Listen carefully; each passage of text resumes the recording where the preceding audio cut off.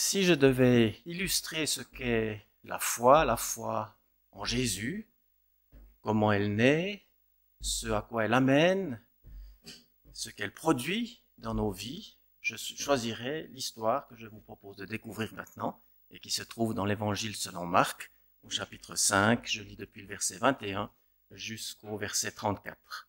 Marc 5, versets 21 à 34. Jésus regagna en barque l'autre rive. Une fois de plus, une grande foule s'assembla près de lui. Il était au bord de la mer. Alors vint un chef de la synagogue nommé Jairus, qui le vit, se jeta à ses pieds et le supplia instamment, disant : « Ma fillette est à toute extrémité. Viens, impose-lui les mains, afin qu'elle soit sauvée et qu'elle vive. » Jésus s'en alla avec lui, et une grande foule le suivait et le pressait. Or, il y avait une femme atteinte d'une perte de sang depuis 12 ans. Elle avait beaucoup souffert entre les mains de plusieurs médecins. Elle avait dépensé tout ce qu'elle possédait sans en tirer aucun avantage. Au contraire, son état avait plutôt empiré. Ayant entendu parler de Jésus, elle vint dans la foule par derrière et toucha son vêtement. Car elle disait : « Si je puis seulement toucher ses vêtements, je serai guérie. » Au même instant, la perte de sang s'arrêta. Elle sentit dans son corps qu'elle était guérie de son mal. Jésus ressentit aussitôt en lui-même qu'une force était sortie de lui. Il se retourna au milieu de la foule et dit : « Qui a touché mes vêtements ? » Ses disciples lui dirent : « Tu vois la foule qui te presse et tu dis : Qui m'a touché ? » Et il regardait autour de lui pour voir celle qui avait fait cela. La femme, effrayée et tremblante, sachant ce qui s'était passé en elle, vint se jeter à ses pieds et lui dit toute la vérité. Jésus lui dit : « Ma fille, ta foi t'a sauvée, va en paix et sois guérie de ton mal. » Je vous propose de laisser de côté l'histoire de la fille de Jairus afin de nous concentrer sur l'histoire de cette femme qui était atteinte d'une perte de sang. Et comme vous avez pu l'entendre, son histoire se termine par ces paroles de Jésus : « Ma fille, ta foi t'a sauvée, va en paix, sois guérie de ton mal. » Il n'est donc pas difficile de conclure, après ces paroles de Jésus, que cette femme avait réellement la foi. Mais comment est-ce qu'elle était parvenue à avoir la foi et à quoi cela avait amené et pour quel résultat ? C'est ce que je vous propose de découvrir maintenant. Mais avant cela, faisons un petit détour par le problème qui avait été le sien durant 12 ans. J'imagine qu'aujourd'hui, on n'a pas tellement de peine à se représenter ce que cette perte de sang durant 12 ans devait représenter sur le plan de la santé. Par contre, on a sans doute beaucoup plus de peine à imaginer ce que cela représentait pour elle sur le plan social et même religieux. En effet, selon la loi de Moïse, une personne, homme ou femme d'ailleurs, pouvait se retrouver pour une période limitée dans un état d'impureté rituelle.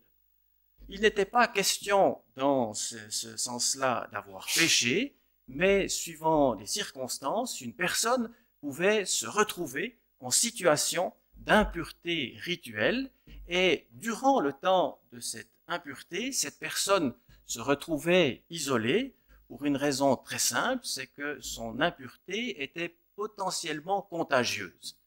Par conséquent, et c'était le cas pour donc une personne, une femme atteinte d'une perte de sang, et dans le cas de cette femme, par exemple, si elle s'était assise sur une chaise, la chaise serait devenue impure, et ensuite, si une autre personne s'était assise sur cette même chaise, cette personne était impure également. Elle devait se purifier et était impure jusqu'au soir. Vous trouvez, si ça vous intéresse, tout le détail de cette loi dans le Lévitique au chapitre 15. Alors, quand la situation se présentait pour quelques jours seulement, ce qui arrivait pratiquement à tout le monde, en tout cas une fois ou l'autre dans sa vie, eh bien, on faisait avec. Mais imaginez le problème pendant 12 ans. Comment vivre dans cette situation une vie de couple normale? Comment vivre une vie de famille? Comment vivre une vie sociale et même religieuse? Tout cela, cet état d'impureté rituelle rendait tout cela quasi impossible. Mais fort heureusement, pour notre femme, à partir d'un certain moment, une solution a commencé à se dessiner. Et notre texte nous dit quelle était cette solution. Elle a entendu parler de Jésus.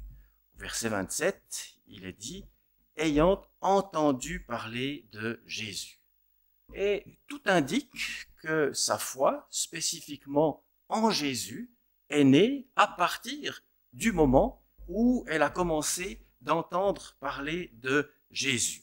Et ce que je dis là n'est pas une simple déduction que je fais de notre texte, mais c'est l'apôtre Paul qui relève ce principe dans l'épître aux Romains, chapitre 5, verset 17. Il dit ceci, « Ainsi, la foi vient de ce que l'on entend, et ce que l'on entend vient de la parole de Christ. » Pour faire court, cela signifie que pour que la foi en Jésus naisse, il faut entendre parler de Jésus. Peu importe le support par lequel l'information nous parvient, que ce soit par un contact direct avec des croyants, que ce soit par de la littérature ou d'autres médias, peu importe, le fait d'entendre parler de Jésus peut engendrer la foi en lui. Alors, ce résultat n'est pas toujours au rendez-vous, mais il peut l'être. Et pour cela, il n'est pas nécessaire d'entendre l'évangile dans sa totalité. Alors, bien sûr, par la suite, c'est une nécessité, mais pour mettre le feu aux poudres de la foi, quelques mots de témoignage peuvent suffire. Alors, comme Monique nous le disait durant le cours croissance, il faut parfois répéter l'opération à plusieurs reprises, mais le fait d'entendre parler de Jésus peut faire naître la foi chez une personne. Et on peut imaginer que quand vous êtes sans solution face à un problème pendant 12 ans, quand un embryon de solution commence à se présenter, vous saisissez. Et c'est ce qui semble s'être passé pour cette femme. Elle a entendu parler de Jésus et elle s'est certainement dit en elle-même, voilà la solution qui a ma difficulté, à mon problème. Et une lecture des évangiles peut même nous amener à comprendre ce qu'elle avait entendu à propos de Jésus. Car en effet, le fait d'avoir été guéri en touchant Jésus, en touchant ses vêtements, n'est pas un cas unique dans les évangiles. On voit, par exemple, dans l'évangile de Marc, c'est-à-dire avant l'histoire de cette femme atteinte de perte de sang, dans l'évangile de Marc au chapitre 3, il est dit ceci, chapitre 3, verset 10, « En effet, comme il guérissait beaucoup de gens, tous ceux qui avaient des maladies se jetaient sur lui pour le toucher. » Et Luc, dans son évangile, rapporte ces mêmes faits, mais avec un peu plus de précision. Et il dit ceci, « Ils étaient venus pour l'entendre et pour être guéris de leur maladie. Ceux qui étaient tourmentés par des esprits impurs étaient guéris, et toute la foule cherchait à le toucher parce qu'une force sortait de lui et les guérissait tous. » On a donc bien des raisons de penser que ce que cette femme avait entendu à propos de Jésus, c'était cela. Quand on le touche, il y a une force qui sort de lui et on est guéri. Très certainement que quand cette femme a été guérie, si on lui avait demandé qui était Jésus, peut-être de manière plus détaillée, elle n'aurait pas pu vous dire « Je crois en Jésus, Fils de Dieu, venu du Père, conçu du Saint-Esprit, né de la Vierge Marie ». Elle n'aurait sans doute pas pu vous dire tout cela, mais ce qu'elle aurait pu dire, c'est ce que j'ai entendu à son sujet, c'est on touche ses vêtements et puis on en est guéri. Et manifestement, Jésus appelle cela avoir la foi. Alors certes, une foi naissante, mais une foi authentique.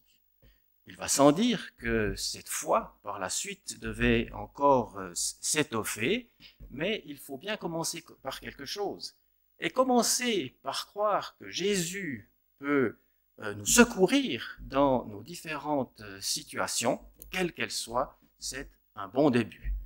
Évidemment, certaines personnes ont besoin peut-être quelque chose d'un peu plus élaboré, et cette foi doit s'étoffer, mais le fait d'entendre parler de Jésus et ce dont il est capable, ce qu'il est capable d'accomplir, peut faire naître la foi en lui. Je me souviens d'un homme qui est décédé maintenant, décédé âgé, à 99 ans, et qui était juif, donc de religion juive, et qui, dans son enfance, avait entendu, bien sûr, les histoires de l'Ancien Testament et connaissait en partie l'Ancien Testament. Par contre, il ne connaissait pas le Nouveau Testament. Et comme il avait vécu sa jeunesse en tant que juif dans les années 30-40, avec tout ce qui se passait en Europe, vous imaginez un peu la situation dans laquelle il se trouvait, et il avait eu l'occasion de venir en Suisse et d'être un peu à l'abri de ce qui se passait dans le reste de l'Europe dans ces années-là. Et puis, ici, il a rencontré celle qui est devenue par la suite son épouse. Par la suite, il a été veuf à 2 reprises, si je ne fais erreur, mais il a rencontré celle qui est devenue sa première épouse. Et un jour, alors qu'il fréquentait, elle lui a dit « Heureusement que tu es juif ».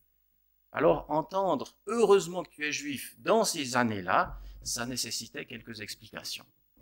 Et elle lui a donné les explications, elle lui a commencé de parler de sa foi.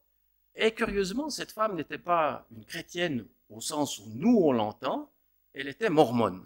Mais en tant que mormone, elle connaissait quand même un peu Jésus, elle connaissait le nom de Jésus, et elle a parlé à cet homme de Jésus. Et ça a suffi chez lui pour mettre le feu aux poudres de sa foi. Et ensuite, il a commencé à chercher plus activement qui était ce Jésus. Il a lu le Nouveau Testament et il a lu les pensées de Pascal et est arrivé à la foi en Jésus en faisant, c'est vrai, pendant quelques années, un détour par les croyances mormones. Mais finalement, il est quand même arrivé à la foi en Jésus-Christ, parce qu'il y a eu à un certain moment le nom de Jésus qui est parvenu jusque dans ses oreilles, et cela a été le déclencheur de quelque chose qui a par la suite orienté toute sa vie. Alors, si je dis cela, c'est pour qu'on puisse s'encourager les uns les autres quand l'occasion nous est donnée de semer ci et là, avec sagesse, quelques mots de témoignage en ce qui concerne Jésus. Parce que ces petits mots de témoignage qu'on sème ci et là peuvent avoir de grands effets. Et il n'y a pas besoin pour cela d'expliquer tout l'évangile. Ça, bien sûr, ça peut venir et ça doit venir par la suite, mais au départ, quelques mots de témoignage peuvent suffire pour avoir de grands effets. Je me souviens de Carlo Brugnoli qui nous enseignait il y a bien des années en arrière, et il nous expliquait comment donner notre témoignage publiquement. Et il nous disait, quand vous témoignez, vous n'avez pas besoin de tout expliquer. Pour cela, il y a l'enseignement, il y a la prédication, mais quand vous témoignez, déclarez ce que Dieu a fait pour vous. Si vous avez été guéri, dites « j'ai été guéri au nom de Jésus ». Vous n'avez pas besoin d'expliquer tout Ésaïe 53 et comment l'apôtre Pierre reprend cela par la suite. Si les questions vous sont posées dans ce sens-là, bien sûr, il faut pouvoir répondre. Et par la suite, c'est normal qu'en tant que croyant, on connaisse ces choses-là, mais pour allumer la mèche, quelques mots de témoignage peuvent être extrêmement efficaces, d'autant plus s'ils sont arrosés, si la semence est fréquemment arrosée de prière. Je lisais dernièrement une histoire qui concerne l'évangéliste Moody, évangéliste du 19e siècle, et il paraît que lui se promenait toujours avec une liste de 100 noms de personnes pour lesquelles il priait. Et chaque fois qu'une de ces personnes se convertissait, il traçait son nom sur la liste. Et quand il est arrivé en fin de vie, il avait tracé 96 noms de ces personnes.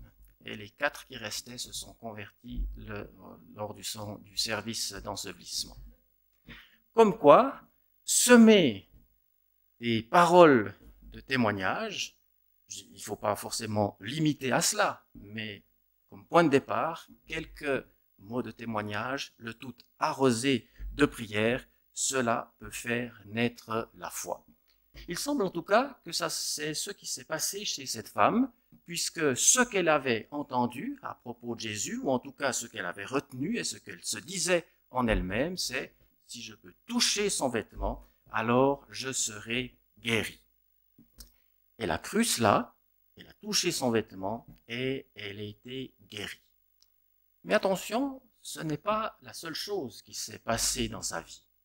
Ça aurait été le cas si Jésus avait fonctionné comme une pile électrique, c'est-à-dire comme un objet qui libère son énergie une fois mise en condition. Mais Jésus n'était pas de ce bois-là, de ce type-là. Et on voit, dans l'histoire qui nous est rapportée, qu'après avoir entendu, en effet, qu'une force était sortie de lui, Jésus s'est arrêté et a voulu savoir. Au grand étonnement de ses disciples, il a voulu savoir qui l'avait touché. Et il s'est arrêté et a posé la question « Qui m'a touché ?» en attendant fermement que la personne qui l'avait touché se signale. Alors la femme a fini par se signaler, avec crainte et avec tremblement, précisément parce qu'elle était atteinte d'une perte de sang et pouvait être accusée d'avoir contaminé par son impureté d'autres personnes.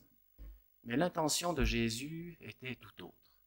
Ce qu'il voulait, en appelant cette personne à se signaler, c'était pouvoir entrer en relation avec elle. Et Jésus a pris le temps de s'arrêter, a pris le temps de parler avec cette femme, si bien qu'une fois que l'histoire s'est terminée, cette personne pouvait partir non seulement en disant « j'ai été guéri », par la puissance de Jésus, mais encore « je le connais ». Et non seulement « je le connais », mais lui aussi me connaît. Parce que la connaissance à laquelle nous appelle Jésus n'est pas une connaissance à sens unique. Ce que j'appelle une connaissance à sens unique, c'est cette connaissance qu'on peut avoir de certaines personnes publiques, par exemple. Je peux dire en toute honnêteté que je connais le président de la Confédération, c'est-à-dire que je le vois de temps en temps à la télévision, je connais un peu ses orientations politiques, je sais qu'il joue du piano, paraît-il, assez bien, et puis si je veux me documenter sur lui, je vais sans doute trouver des éléments qui vont encore me donner des renseignements sur sa vie ou sur sa personne. Mais tout cela ne fait pas que lui me connaisse. Moi, je peux apprendre tout ce que je veux sur lui, il ne me connaît pas pour autant. Ce n'est pas ce type de connaissance-là à laquelle nous appelle Jésus. Nous le connaissons, mais lui aussi nous connaît. Il y a une relation authentique entre lui et nous, et ce qui permet cette relation, c'est la foi en lui. Parce que la foi en Jésus, contrairement à ce qu'on peut trouver à d'autres religions où on croit, ou alors on a une croyance, on croit en quelque chose, mais sans forcément être en relation avec ce quelque chose, la foi en Jésus nous amène à être en relation avec lui. Et comme je viens de le dire, c'est la foi qui est le déclencheur de cela. Elle nous met réellement en relation avec le Fils de Dieu, avec celui qui est mort, qui est ressuscité et qui vit au siècle des siècles. Et puis, notre histoire se termine, et on pourrait dire elle se termine par une assurance. Remarquez ce que Jésus dit à cette femme pour terminer. Il lui dit « Ma fille, ça commence bien, ta foi t'a sauvée, va en paix et sois guérie de ton mal. » Et il y a une question qui se pose, pourquoi est-ce qu'il lui dit « Sois guérie de ton mal » ? Au moment où il lui parlait, elle était déjà guérie de son mal, puisqu'elle avait été guérie instantanément au moment où elle avait été touchée, où elle avait touché Jésus. Alors, pourquoi est-ce qu'il lui dit « Sois guérie » ? Eh bien, je pense pour la raison suivante. c'est qu'en fait, c'est elle qui voulait être guérie et qui a entrepris les démarches nécessaires pour être guérie. Sa foi l'a amenée à cela. Mais si sa guérison avait reposé que sur sa volonté et sur sa foi à elle, ça aurait rendu la chose incertaine.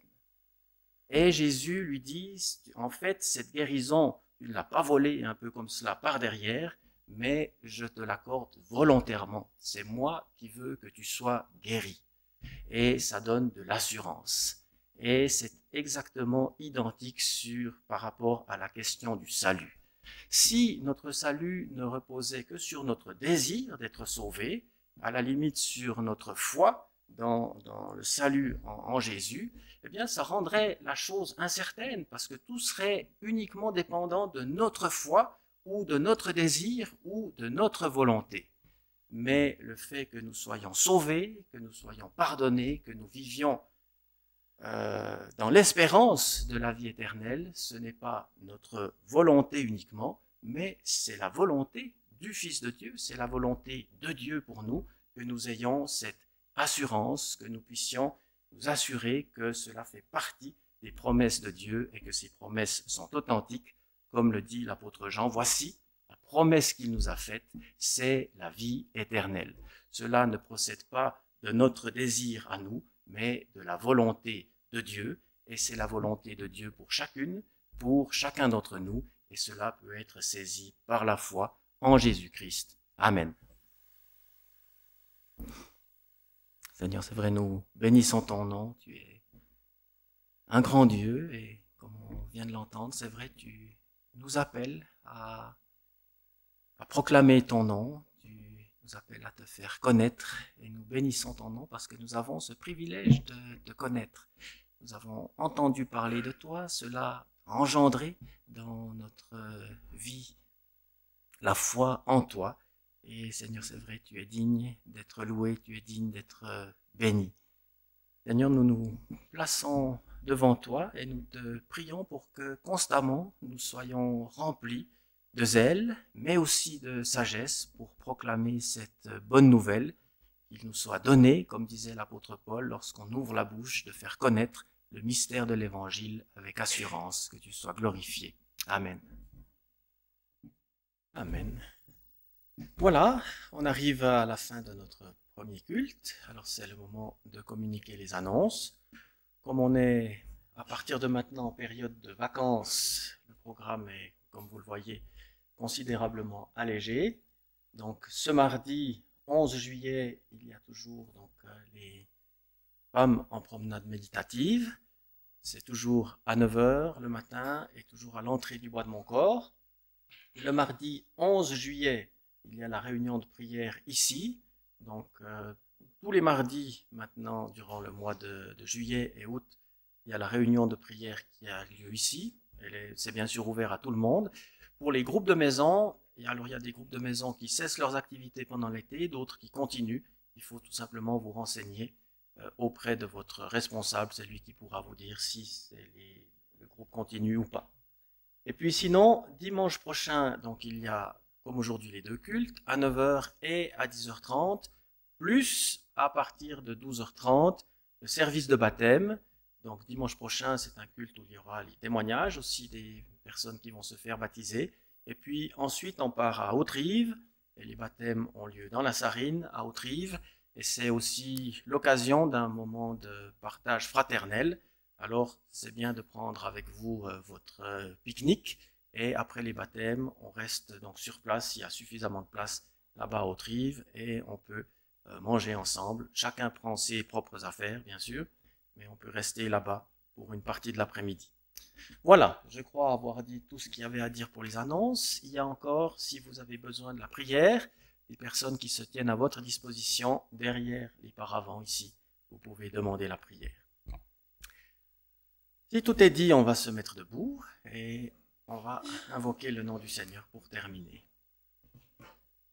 Seigneur, nous voulons te rendre grâce et nous voulons te bénir pour les moments vécus, passés ensemble, et nous te prions, Seigneur, que tu demeures avec chacune, avec chacun d'entre nous. Et nous croyons, Seigneur, que tu le fais, parce que c'est toi qui l'as dit, je suis avec vous tous les jours jusqu'à la fin du monde, et bien que de cette manière, Seigneur, ta grâce et ta paix nous accompagnent également par Jésus-Christ notre Seigneur. Amen.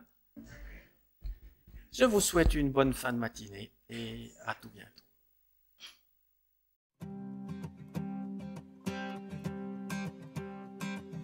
Quittant la gloire de ton ciel, tu es venu sur terre.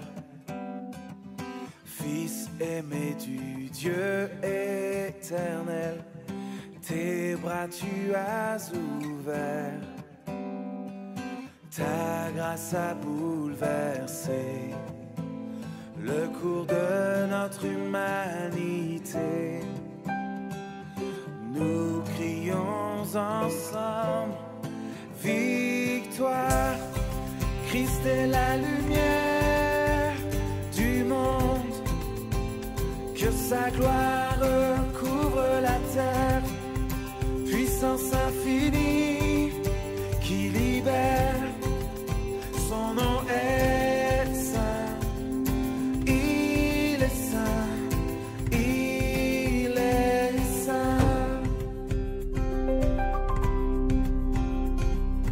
Nous les fils et les filles du roi entonnons chaque jour un hymne de gloire et de joie, célébrant son amour.